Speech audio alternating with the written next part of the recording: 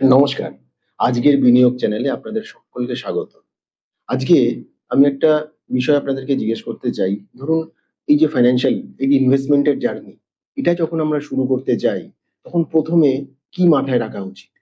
কোন জিনিসটার প্রতি আমাদের খেয়াল রাখা উচিত, যেটা কিনা আমাদেরকে একটা সফল ইনভেস্টর হিসেবে তৈরি করতে পারে? নমস্কার।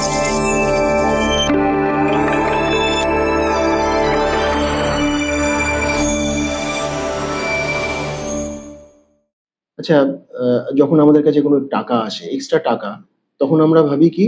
যে এই টাকাটা কোথাও ইনভেস্টমেন্ট করি। তখন কাউকে আমরা কোনো অ্যাডভাইজারকে বা জানা পরিচিত কাউকে আমরা বলি যে, "এই টাকাটা আমার কাছে এক্সট্রা এসেছে, আমি এটাকে কোথায় ইনভেস্ট করব?" বা প্রত্যেক মাসে, মাসে আমার একটা টাকা জমানোর ইচ্ছে হয়েছে, সেটা আমরা কোথায় জমাবো, কিভাবে জমাবো? এটা আমরা প্রথমত আমাদের বন্ধু-বান্ধব, ওয়েল উইশার কাউকে, কাছের লোক, আত্মীয়স্বজনকে জিজ্ঞেস করি। কিন্তু যেটা ১ম এই জিজ্ঞেস করা উচিত একজন প্রপার ফাইন্যান্সিয়াল অ্যাডভাইজারকে, এবং ১ম এ তাকে খোঁজ করা উচিত যে কোথায় পাবো একজন ভালো অ্যাডভাইজার। তো আমাদের এখানে যোগাযোগ করতে পারেন আপনি সেই বিষয়ে গাইডেন্স এর জন্য। আচ্ছা, এবারে আমি বলছি যে কিভাবে আপনি আপনার জার্নি শুরু করবেন। আমরা যখন কোনো লোককে ইনভেস্টমেন্ট এর কথা বলি, তখন ১ম এই যেটা থাকে ফাইন্যান্সিয়াল প্ল্যানিং এর, যেটা ১ম দরকারি ৩ টে পদক্ষেপ। ১ম পদক্ষেপ হচ্ছে আপনার কি প্রপার হেলথ ইন্সুরেন্স আছে? কেননা আপনি প্রচুর কষ্ট করে টাকা জমালেন অনেক বছর ধরে, অনেক দিন ধরে।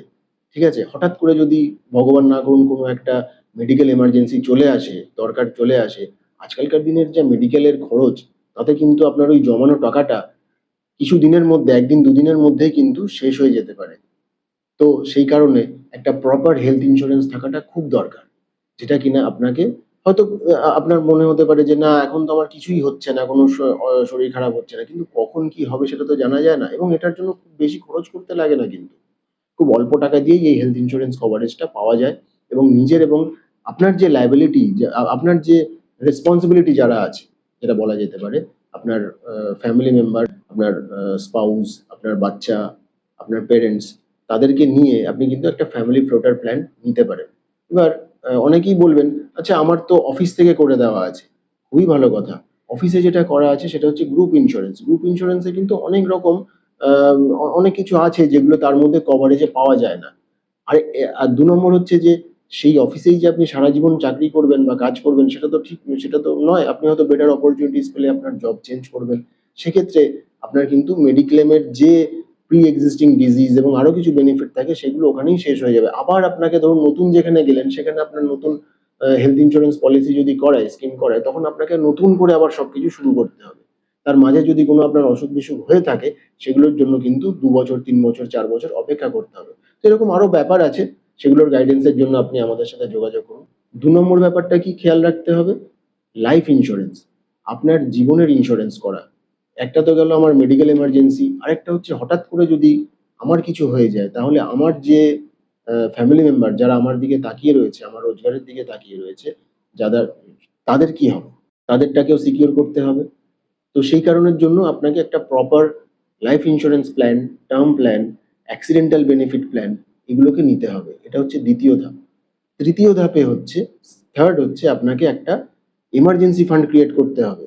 কোভিড এর সময় আমরা দেখেছি, বা বিভিন্ন রকম ক্রাইসিস এর সময় দেখেছি, হঠাৎ করে ৩ মাস, ৬ মাস, ১ বছরের জন্য হতে পারে আমার যে রেগুলার ইনকামটা আসছিল সেটা একটু বিঘ্নিত হলো। সেটা একটু কমে গেল। তো এই সবগুলো ক্ষেত্রে আমাকে একটা মোটামুটি ৬ মাস থেকে ১ বছরের একটা, যাতে আমার খরচা চালাতে পারি, তার একটা এমার্জেন্সি ফান্ড তৈরি করে রাখতে হবে, এবং সেই এমার্জেন্সি ফান্ডটা কিন্তু ব্যাংকে সেভিংস অ্যাকাউন্টে পুরোটা ফেলে রাখলে চলবে না। সেটাকে মিউচুয়াল ফান্ডের একটা ভালো লিকুইড ফান্ড বা শর্ট টার্ম ফান্ডে কিন্তু রেখে দিতে হবে। তাতে করে কি হবে? সবই কি এখানে বলে দেব? আচ্ছা, ঠিক আছে। তাতে করে কি হবে? সেভিংস অ্যাকাউন্টের থেকে যা আপনি রিটার্ন পাচ্ছেন, তার থেকে কিন্তু একটু বেশি রিটার্ন পাবেন। কিন্তু সেফটি এবং সিকিউরিটি সেভিংস অ্যাকাউন্টের মতোই থাকবে। তো এই ৩ টে গেল। ১ম হচ্ছে আপনাকে একটা হেলথ ইন্সুরেন্স প্ল্যান করতে হবে। ২য় হচ্ছে আপনার জীবনের লাইফ ইন্সুরেন্স প্ল্যান করতে হবে উইথ অ্যাক্সিডেন্টাল বেনিফিট। কারণ কখন কার কি অ্যাক্সিডেন্ট হয়, এবং অ্যাক্সিডেন্ট হলেই যে আমি কেউ যে মারা যাচ্ছে তা তো নয়।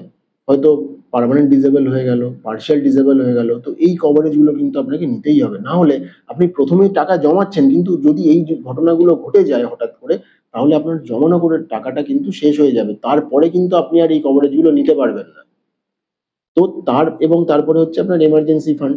এই ৩ টে করার পরে তারপরে আপনি ইনভেস্টমেন্ট করুন।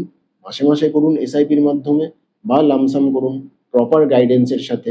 সেই টাকাটা কিন্তু আপনার মিউচুয়াল ফান্ডে ঠিকমতো ইনভেস্ট করলে আপনার অনেক ভালো রিটার্নে জেনারেট হয়ে কম্পাউন্ডিং ইন্টারেস্ট হয়ে, যেটা কিনা বলা হয় পৃথিবীর অষ্টম আশ্চর্য জিনিস, সেটা কিন্তু অনেক বেশি রিটার্ন আপনি জেনারেট করতে পারবেন, একটা বড় ওয়েলথ ক্রিয়েট করতে পারবেন। তো এই কথা বলে আমি শেষ করছি। আপনাদের যদি আরো বিশদে কিছু জানার থাকে আমাদের সাথে যোগাযোগ করুন। আমাদের ফোন নাম্বার দেওয়া রইলো, ইমেল আইডি দেওয়া রইলো, এবং আপনাদের এই ভিডিওটি ভালো লাগলে অবশ্যই চ্যানেলটি সাবস্ক্রাইব করবেন এবং লাইক করবেন। Thank you. নমস্কার। আবার দেখা হবে খুব শিগগিরই একটা নতুন ভিডিও নিয়ে।